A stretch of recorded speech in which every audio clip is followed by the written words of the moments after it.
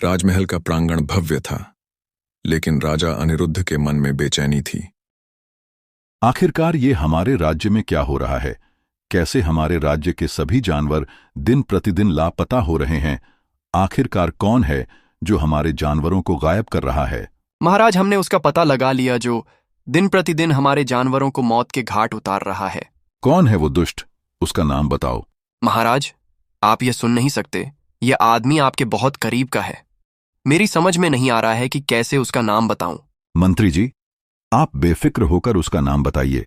वह चाहे जो भी हो, न्याय सबके लिए समान होगा। महाराज, ये कोई और नहीं बल्कि आपके छोटे भाई वीरसेन हैं। वह ही रोज जानवरों का वध करते हैं और उनकी बलि चढ़ाते हैं। क्या कहा तुमने? मेरा छोटा भाई?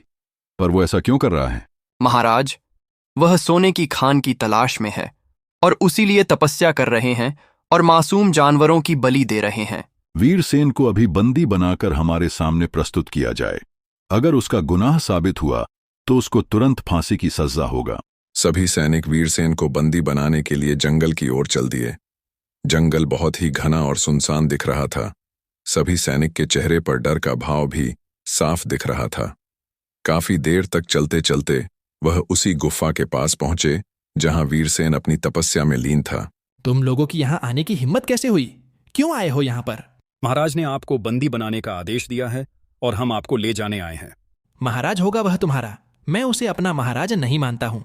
तुम सब अभी यहाँ से जाओ, मैं कल उनसे मिल लूंगा। हम तुम्हारा आदेश यहाँ नहीं मानने आए हैं। तुम हमारे राजा नहीं हो, तुम्हें हमारे साथ चलना ही होगा। फिर सैनिकों ने वीरसेन को बंदी बनाकर राजमहल में लाए और राजा के सामने प्रस्तुत किया। वीरसेन, तुमने मासूम जानवरों की हत्या क्यों किया? भैया, मैं सोने की खान की तलाश में हूँ। उसका पता केवल राक्षस ही बता सकता है। उसको खुश करने के लिए मैंने ये बलि दी है। कोई भी खजाना मेरे प्रजा की खुशी से बढ़कर नहीं है। प्रजा की खुशी ही मेरे लिए असली खजाना है। तुमने उसके मासूम जानवरों की बलि चढ़ा दिया। ये तुमने सही नहीं किया। महाराज ने सैनिकों को आदेश दिया कि प्रातःकाल होते ही वीरसेन को फांसी पर लटका दिया जाए। भैया, ये आप अच्छा नहीं कर रहे हैं। इसका बदला मैं आपसे जरूर लूंगा। फिर सैनिकों ने वीरसेन को ले जाकर कारागार में बंद कर दिया। अगले सुबह जब सैनिकों ने वीरसेन को फांसी पर चढ़ाने आए, तब देखा कि वीरसेन जेल में है ही नहीं। वह वहां से भाग गया था। सैनिकों ने सारी बातें जाकर महाराज से बताई। महाराज बहुत चिंतित हुए और उसे खोजने का आदेश दिया। 25 साल बाद उसी गांव में राजन नाम का एक लड़का रहता था। वह बहुत ही ईमानदार और सरल स्वभाव का लड़का था। एक दिन शाम को वह अपने घर पहुंचता है। तब उसके पिताजी उससे कहते हैं, बेटा, आज तो तुमने हमारी नाक कटवा दी। अब क्या हुआ पिताजी? मैंने ऐसा क्या कर दिया जो आप इतना नाराज दिख रहे हैं? बेटा, आज तुम्हें देखने के लिए लड़की वाले आए थे, पर तुम्हारा इंतजार करते करते लोग वापस चले गए और मुझे भी बहुत भला बुरा कहे। पिताजी, मैंने आपसे साफ साफ पहले ही कह दिया है कि मुझे कोई और लड़की पसंद नहीं है। मुझे तो केवल राजा की बेटी रूहानी ही पसंद है और मैं उसी से शादी करूंगा। ये क्या कह रहे हो बेटा? वो राजकुमारी है। भला वो तुमसे क्यों शादी करेगी? हम लोग तो बहुत सी साधारण परिवार से हैं। वो सब हमें नहीं पता पिताजी। मेरी शादी जब भी होगी तो राजकुमारी रूहानी से ही होगी। इधर महाराज चिंतित होकर इधर उधर टहल रहे थे। तभी महारानी का आगमन होता है और राजा से पूछती हैं, क्या हुआ महाराज? आप इतने चिंतित क्यों हैं? महारानी, अब हमारी बेटी रूहानी विवाह योग्य हो गई है। हमें उसके लिए कोई राजकुमार ढूंढना चाहिए और उसका विवाह की तैयारी भी करनी चाहिए। सही कह रहे हैं महाराज। मैं भी कई दिनों से आपको यह बात कहना चाह रही थी। यह सब बातें राजकुमारी रूहानी ने सुन लिया और पिताजी से आकर बोली, पिताजी, मैं किसी ऐसे व्यक्ति से शादी करना चाहूंगी जो निडर, निर्भीक और साहसी हो, हर परिस्थिति में मेरे साथ रहे और मुसीबतों का डट कर सामना कर सके। पर ऐसा राजकुमार का पता कैसे करेंगे कि वो साहसी और बहादुर है कि नहीं? पिताजी, राजमहल में एक ऐसी प्रतियोगिता का आयोजन करवाइए जिसमें सभी राजकुमार आए और बारी बारी अपने साहसी होने का परिचय दें। राजा को यह बात सही लगी और उसने अपने दरबार में एक प्रतियोगिता का आयोजन रखा जिसमें दूसरे राज्य के सभी राजकुमारों ने हिस्सा लिया। इधर राजन बाग में टहल रहा था, तभी उसका दोस्त आकर बोला, राजन, क्या तुम्हें पता है राज दरबार में राजकुमारी के विवाह का आयोजन रखा गया है जिसमें दूर राज्यों के राजकुमार प्रतियोगिता में हिस्सा लेने आ रहे हैं। क्या कहा तुमने? मैं भी उस प्रतियोगिता में हिस्सा लेने जाऊंगा और मैं ही राजकुमारी से विवाह करूंगा। क्या तुम्हारा दिमाग तो सही है? वो राजकुमारी है और तुम एक साधारण इंसान। वहां केवल राजकुमार ही प्रतियोगिता में हिस्सा ले सकते हैं। चाहे जो भी हो, मैं वहां जरूर जाऊंगा और प्रतियोगिता में हिस्सा लूंगा। इधर राजा ने सभी राजकुमारों से कहा, आप लोगों के सामने एक तलवार रखी है। ये मेरी पुश्तैनी तलवार है। जो भी इस तलवार को उठा लेगा, मैं उसी से अपनी बेटी की स्वयंवर करवाऊंगा। सभी राजकुमार एक दूसरे का मुंह देखने लगे। उनमें से एक राजकुमार बोला, बस इतनी सी बात है, ये काम तो कोई भी कर लेगा। मुझे लगा कि कोई खतरनाक चुनौती का सामना करना है। बारी बारी सभी राजकुमारों ने तलवार उठाने की कोशिश की, पर किसी ने तलवार को टस से मस्तक नहीं कर पाया। तभी अचानक से राजन वह आ पहुंचा। उसको देखकर सभी लोग चकित रह गए। तभी राजा ने राजन से पूछा, कौन हो तुम और तुम यहां तक कैसे पहुंचे? महाराज, मैं इसी गांव के एक छोटे से किसान का बेटा हूं। पर तुम यहां तक पहुंचे कैसे? मैं सभी दरबारियों के आंख में धूल झोंकते हुए बच बचा के यहां तक पहुंचा हूं।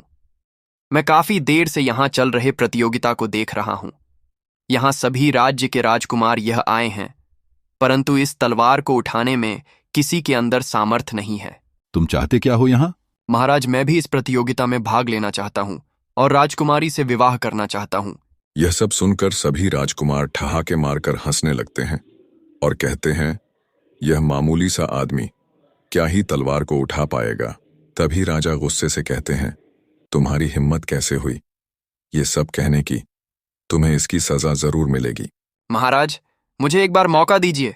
अगर मैं इस तलवार को नहीं उठा पाया तो आप मुझे जो सजा देंगे वो मुझे मंजूर होगा। पर मैं तुम्हें मौका ही क्यों दूं?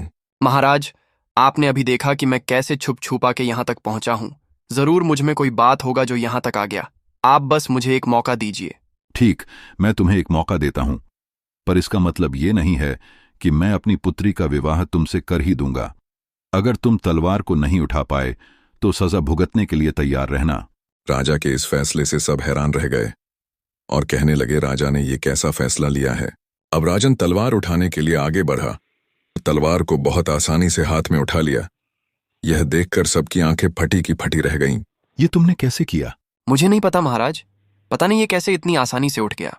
राजा और राजन में बातचीत चलती ही रहती है कि तभी राजकुमारी अचानक से गायब हो जाती है। यह देखकर सब चिंतित हो जाते हैं। मेरी बच्ची कहाँ गायब हो गई? क्या हुआ उसके साथ? सिपाहियों, जाओ खोजो मेरी बच्ची का। पता नहीं कैसे अचानक गायब हो गई। राजा राजन की तरफ देखते हुए बोला, तुम्ही ने मेरी बेटी को गायब किया है। तुम जरूर कोई जादूगर हो। तुम मेरी बेटी को वापस लाओ। महाराज, राजकुमारी कहाँ गई ये मुझे नहीं पता है। मैं कोई जादूगर नहीं हूं। मैं तो बहुत ही साधारण सा इंसान हूं। मैं यही आपके गांव का ही निवासी हूं। चाहे तो आप किसी से पूछ सकते हैं। लगता है तुम ऐसे अपना मुंह नहीं खोलोगे। सिपाहियों, इसको कारागार में ले जाओ और इससे पूछताछ करो। जब तक यह मुंह न खोले तब तक इसको जेल में ही बंद रखो। राजा को अब समझ नहीं आ रहा था कि अब क्या किया जाए। तभी वह पर एक ऋषि आए और राजा ने सारी बात उनको बताई। ऋषि ने कहा, महाराज, मैं अपनी दिव्य दृष्टि से देखने की कोशिश करता हूं कि राजकुमारी कहां पर है। कुछ देर बाद ऋषि ने आंखें खोली और कहा, महाराज, राजकुमारी किसी सोने चांदी की कारखाने में कैद है। वहां उनको किसी ने बंदी बनाया है और चारों ओर मायावी शक्तियों का घेरा भी है, जहां पर कोई आम आदमी वहां नहीं जा सकता। महाराज, कौन है वो दुष्ट जिसने मेरे बेटी को बंदी बनाया है और वह चाहता क्या है? उसने ऐसा क्यों किया? महाराज, वो कोई और नहीं बल्कि आपका छोटा भाई ही है, जो 25 साल पहले जेल से गायब हो गया था। वह आपकी बेटी को मारकर आपसे बदला लेना चाहता है तथा राजकुमारी की बलि देकर सोना चांदी का मालिक बनना चाहता है। ऋषि की बातें सुनकर सब हैरान रह गए। राजा चिंतित होकर बोला, अब आप ही कोई रास्ता बताइए जिससे मेरी बेटी वापस आ सके। मुझे तो कुछ समझ में ही नहीं आ रहा है। महाराज, इसमें मैं कुछ नहीं कर सकता हूं, पर मैं एक रास्ता बता सकता हूं जिससे राजकुमारी को वापस लाया जा सकता है। जी, आप बताइए। मुझे किसी भी कीमत पर मेरी बच्ची चाहिए। महाराज, जो व्यक्ति आपके पुश्तैनी तलवार को उठा सकता है वही आपके भाई से मुकाबला कर सकता है और राजकुमारी को वापस ला सकता है। वह तलवार केवल ईमानदार और साहसी आदमी ही उठा सकता है। पर वो तो एक मामूली सा आदमी है। वो कैसे मुकाबला करेगा मेरे भाई से? और मैंने उसे अपने जेल में कैद करके रखा है। वो कोई आम आदमी नहीं हो सकता जो आपके पुश्तैनी तलवार को उठा सके। उसे केवल ईमानदार इंसान ही उठा सकता है। यह सुनते ही राजा ने सैनिकों को आदेश दिया कि जाओ, राजन को वापस लेकर आओ। राजन के आते ही राजा ने कहा, राजन, हम लोगों को तुम्हारी मदद की आवश्यकता है।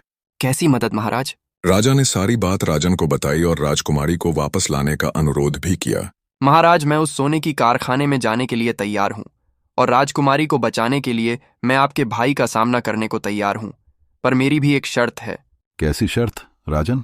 महाराज, अगर मैं राजकुमारी को वापस लाया तो आप मेरा विवाह राजकुमारी से कर देंगे। काफी सोच विचार के बाद राजा ने राजन की बात मान ली। महाराज, पर मैं आपके भाई के साथ मुकाबला कैसे करूंगा? मेरे पास तो कोई हथियार भी नहीं है और वह पहुंचूंगा कैसे? रास्ता भी तो नहीं पता है मुझे। तुम इसकी चिंता मत करो, ऋषि तुम्हें मार्ग दिखाएंगे और ये मेरी पुश्तैनी तलवार है, इसी से तुम उसका मुकाबला कर सकते हो। राजन ने तलवार उठाई और वह ऋषि द्वारा बताए गए रास्ते पर चल दिया।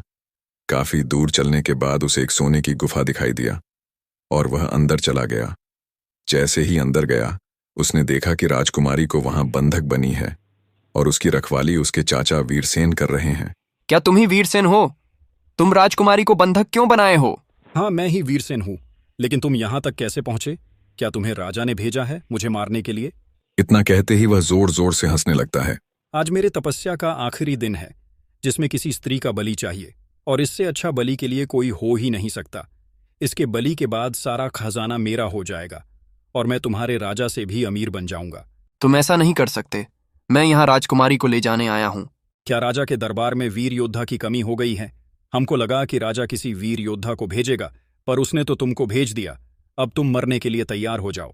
यह सुनते ही राजन ने तलवार निकाल लिया। यह तो मेरी पुश्तैनी तलवार है, तुमको कहां से मिला ये, और तुमने इसको उठा कैसे लिया? इसके बाद दोनों में जमकर युद्ध हुआ